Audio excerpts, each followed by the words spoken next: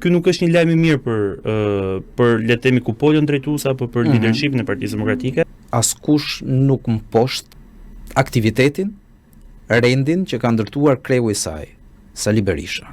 Janë disa komponentë dhe faktorë të ndërtuar me njëri tjetrin, por ky nuk është një lajm i mirë për le të themi kupolën drejtuese apo për leadershipin e Partisë Demokratike.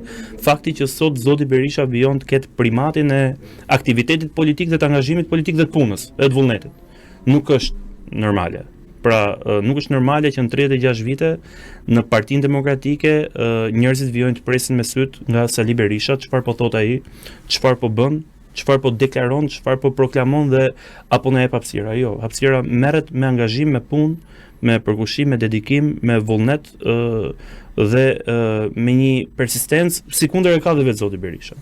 Thënë këtë, unë mendoj se askush nuk duhet presë që zoti Berisha t'i ngarkojë më shumë punë, t'i vendosë më shumë objektiva, apo t'i kërkojë të bëjë detyrën për cilën janë zgjedhur. Duke filluar nga nënkryetari, sekretari i përgjithshëm, anëtarët e kryesisë, që të gjithë do duhet që në rast se nuk e tejkalojnë performancën e zotit Berisha, të paktën të afrohen me vullnetin, me punën dhe përkushtimin e atij.